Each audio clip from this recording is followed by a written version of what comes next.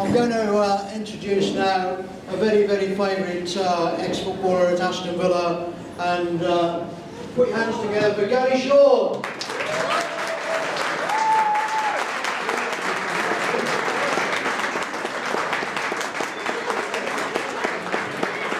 There he is, the little cheeky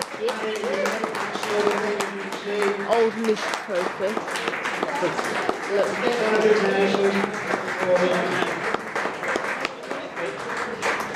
I'm sure you enjoyed your tours today, and I think you ought to put your hands together for the tour guides. Colin, Keith here with the lead cup, Diane with the and Arthur with the prints.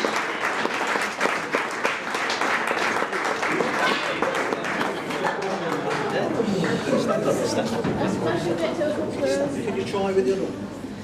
Right, we're struggling with one mic at the moment, Gary, so sorry about that. And it's a shame that we're having to look at that photograph dead opposite us, isn't it? A fresh-faced, 21-year-old, blonde, good-looking bloke. Bigger than Beckham. Bigger than Beckham. Right, well, obviously we're just going to ask Gary a few questions, and we're certainly going to throw out the mic and hope it works. For you to ask any questions. Please don't be shy. We'll bring the microphone to you, or you can even come up here and ask Gary anything you want. And then after we've done this, as you can see here, we've got the trophies. Gary will stand behind, take any photographs you like. He's prepared to stay here till Thursday week, isn't it? You know, for autographs, etc. No problem. Gary will do anything you want later on. So within reason. Within reason. Okay, let's look at some of these. Shut up. Right, Gary, you played here between 78 and 88 and made 165 appearances and 59 goals for Aston Villa, which, you know, 1 every 3 games, not too bad at all.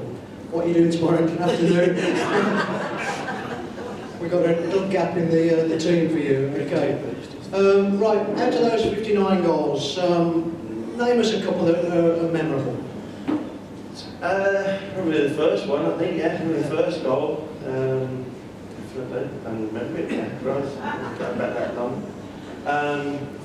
Probably the one that was important, taking us through the Super Cup Barcelona, I think, took us into extra time. That was a very important goal, but the one, probably the most pleasurable being a local lad and to score the winner against Birmingham City. I think it was Easter, yeah, I think it was Easter, 1983-84 season.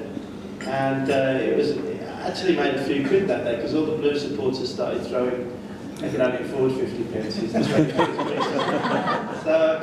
you know, to score actually in front of them, it was you know, a few of my mates were probably in there as well. So that was a pleasurable one. And, you know, 50 up there, isn't it? That was great. We beat them 1-0. In fact, it was Ron Saunders, his first. I think it was his first local derby. I think Birmingham. We were European champions, yeah, and they beat us on the Boxing Day 3-0 at St Andrews, so to get a revenge in the return fixture at least, it was great to score the winner. From the Villa you went on to exotic places like Warsaw, Kilmarnock and I'm going to ask who's the popularest person you think on Villa is. Okay. And down here it doesn't say you played. You got there and they didn't want to know. No, that was... yeah, that was towards the end. That was probably the only time where I signed a contract and I wasn't really, you know, I was never 100% fit, I suppose, after the knee trouble that I had. But, you know, I signed, that was my last professional contract and staying.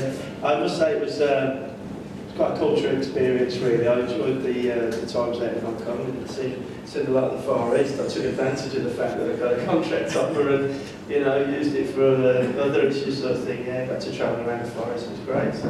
And actually, I you know, got a chance to come back from there, but an offer to work in the academy. That was the only reason why I come back from there. And the massive disappointment in your life, I'm sure, is that Ron Greenwood didn't pick you for the final 22 for the World Cup in Spain. You were in the original 40, so I should imagine you were pretty gutted at that. And when it was borne out in the second round out in Spain, they played 2, lost 2, no goals. Yeah. That must have been... Did you watch it?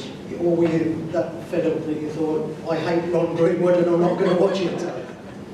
that period of time, I mean, I was 21 years of age and I was part of a very successful side, and you know, we'd won numerous things, obviously, in the build-up to that World Cup. I couldn't have done a lot more as an individual, not to warrant a place in the 22.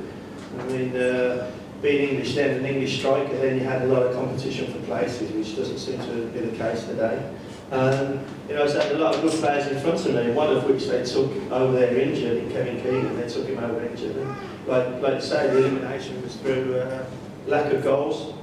But I, you know, you can hear me okay, but yeah, I was obviously very upset and disappointed, but I think also my colleague Tony Morley never made that squad either. He was, well, he's a lot older than me, Tony. A lot older. That's probably his last chance. That's probably his last chance of making a World Cup. So, you know, he was probably late 20s, and my career was on the up then. So I felt, yeah, I might have another chance in 4 years' time, but that wasn't to be the case. You know, the fortunes for me went downhill from there on in. So yeah, I couldn't have done a lot more. I couldn't have done a lot more really as an individual, winning the title and European Cup, and Young voted by the world press or the European press as being the best young player in Europe. So I couldn't have done more to warrant a place. But like I say, there was some decent players who got the nod in front of me. Well, it was an incredible achievement to win that 1981 Young Player of the Year, because you know, you were in exalted company before and afterwards. There was people like Ian Rush, Paul Gascoigne, Paul Merson, the David Beckham. You could have married a Spice Girl if you carried on. And there was Steve Gerrard, Rooney, Ronaldo, all won this. So this guy.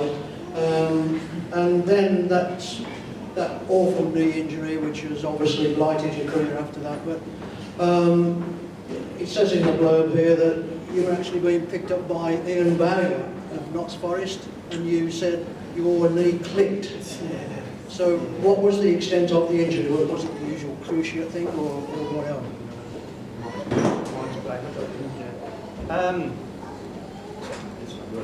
Yeah, I'll try my best now. Yeah, it happened. I was having a lot of trouble beforehand anyway with my knee, right from a very early age. You know, I was playing quite a lot of games, and it seems, you know, going back to where I grew up in Kingshurst, you know, I was forever in the doctors anyway, you know, getting treatments on my knee and getting fluid on my knee. So, you know, I was doing a lot of sport at the time as well. So, you know, I had problems since a very young age, and it just manifested into a horrendous situation.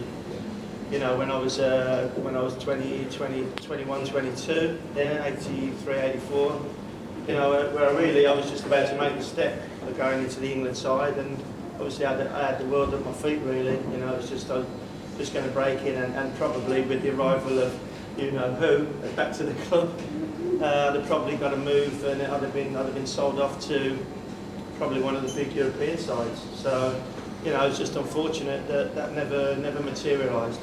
You know, even though I would have liked to have stayed if the club would have remained winning stuff. But yeah, it was disappointing. Obviously, it was a very, very disappointing part of my life. I was at the game for 18 months, 4 operations, and my knee seemed to be in a plaster cast for time. Never ending. Really, it was a horrendous time of my life. And do you think that 30 years down the line, with more modern technology, your career could have been saved, or was it that bad? I mean, do you still get pain from it?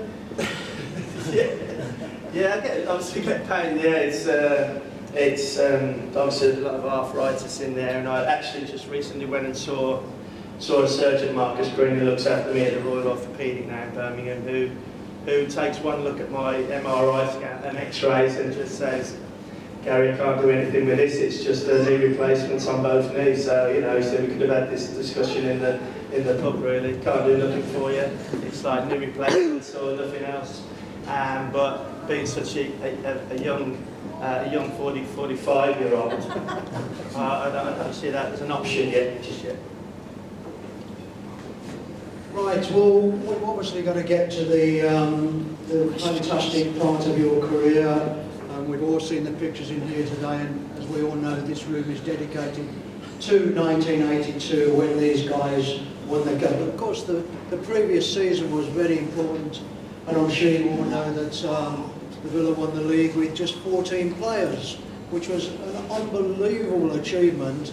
I mean, this season, Villa, I mean, they have 18 in the squad for a start.